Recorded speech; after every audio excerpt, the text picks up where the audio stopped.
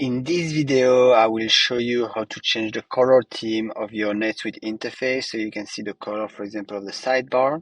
So what I will do here in the top left, you see the home menu and I click on set preferences.